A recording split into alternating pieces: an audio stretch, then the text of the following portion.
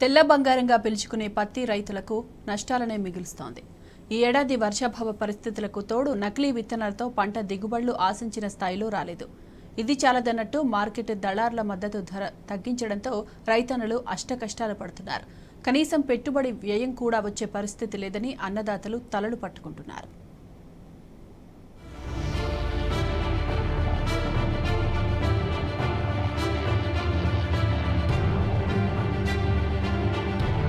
రాష్ట్రంలో ఎక్కువగా ఆదిలాబాద్ జిల్లాలో పత్తి పంటను సాగు చేస్తారు.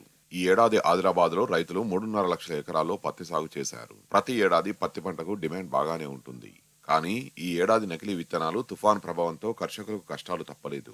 మొదట్లో పత్తి ధరలు క్వింటాల్కు 9,200 రూపాయలు వచ్చినా రాను రాను ధరలు తగ్గుముఖం పట్టాయి. మరి ముఖ్యంగా ఇలా ఆదిలాబాద్ మార్కెట్ యార్డ్కి ఏదైతే రైతాంగం పత్తి తీసుకొని వస్తున్నదో మరి కేంద్ర ప్రభుత్వం నిర్ణయించినటువంటి ఎంఎస్పి మద్దతు ధర 7,020 రూపాయలు. మరి ఇక్కడ సిసిఐ కేంద్రాలు కూడా మరి ఆదిలాబాద్ జిల్లాలో 9 కేంద్రాలు ఓపెన్ చేయడం జరిగింది. కానీ ఇక్కడ ఉన్నటువంటి యొక్క సిసిఐ అధికారులు మరి కేంద్ర ప్రభుత్వంలో పనిచేస్తున్నటువంటి ప్రభుత్వ రంగ సంస్థ మరి రైతులకు అందించవలసినటువంటి యొక్క ఏదైతే మద్దతు ధర ఉన్నదో మరి ఇక్కడ వివరాలు సేకరిస్తే మార్కెట్ యార్డ్లో ఇప్పటి వరకు దాదాపుగా 3 లక్షల క్వింటాల పత్తి కొనుగోలు చేస్తే సిసిఐ మాత్రం 60,000 క్వింటాలు మాత్రమే ఖరీదు చేసింది.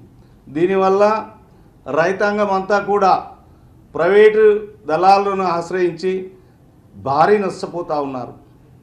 మరి మేము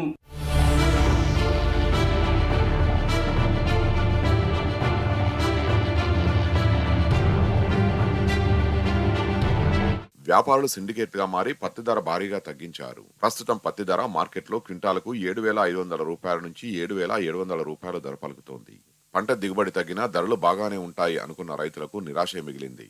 పత్తిని పండించిన రైతులు పీకల్లోతు నష్టాల్లో కూరుకుపోతున్నారు. తెలంగాణలో పత్తి రైతుల పరిస్థితి అగమ్య గోచరంగా మారింది.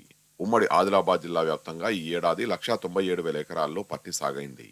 పత్తి మార్కెట్ సీజన్ అక్టోబర్ నుంచి మార్చి వరకు ఉంటుంది. అక్టోబర్లో పత్తి ధర క్వింటాల్కు 9,000కు పైగా పలికింది. కనీసం పెట్టుబడి ధర అయినా వస్తుంది అనుకున్న రైతులకు ప్రతికూల వాతావరణ పరిస్థితులతో నెత్తిన పిడుగుపడినట్లయింది.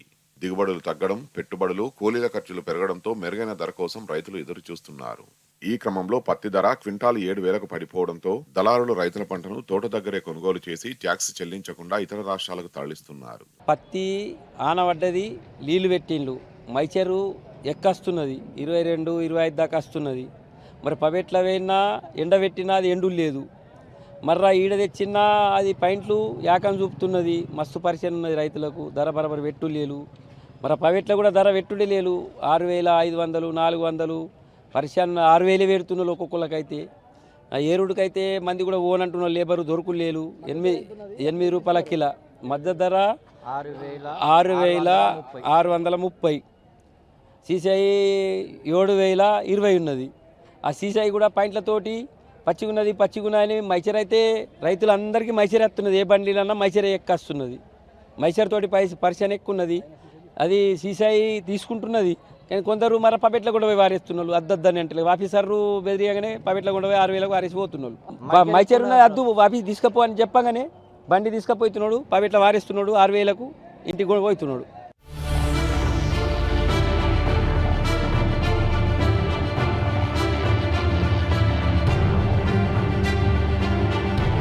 మరోవైపు నామమాత్రంగా ఏర్పాటు చేసిన సిసిఐ కొనుగోలు కేంద్రాల్లో పత్తిలో తేమ శాతం అధికంగా ఉందని పంట కొనుగోలు చేయకుండా తిరస్కరిస్తున్నారు. అటు సిసిఐ జిల్లా వ్యాప్తంగా ఏర్పాటు చేసిన కొనుగోలు కేంద్రాలను మూసివేసేందుకు సిద్ధమైంది.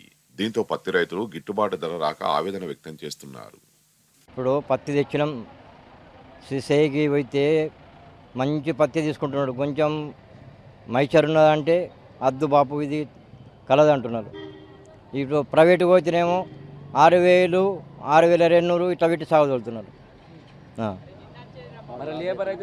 మాకేమో తరాస అవుతున్నది. లేబర్ ఏమో 8 రూపాయల కిలో. మాకేం లాభం లేదు సార్. గిట్టుబాటు కాకులేదు సార్. మాకు వెళ్తున్నది 1 ఎకరకు 8 కుంటాలు 7 కుంటాలు వెళ్తున్నది. నా పేరు కొక్కుల తిరుపతి మారుగూడ, జైనత్ మండల్. ఈ సీసీ ఏమవుతున్నాయంటే క్యాండిడేట్ కావాలని కంపల్సరీ పెట్టడం వల్ల కొందరు ఫాదర్ని తీసుకురావాలా, ఇక్కడ ముసలోళ్ళని తీసుకొచ్చి ఇక్కడ ఇబ్బందులు అవుతున్నాయి. మళ్ళీ ఏమవుతున్నాయంటే మద్దతు ధర పాయింట్ ఎక్కువ ఇచ్చి మాకు ఎక్కువ తేమ శాతం ఎక్కువ ఇవ్వాలని, మద్దతు ధర కలిగేట్లు చూడాలని కోరుతున్నాం. సీసీఐ వాళ్ళు క్యాండిడేట్ కొందరు అనారోగ్యం వల్ల ఉంటారు కాబట్టి రావడం కుదరదు కాబట్టి క్యాండిడేట్ లేకుండా తీసుకోవాలని కోరుతున్నాం.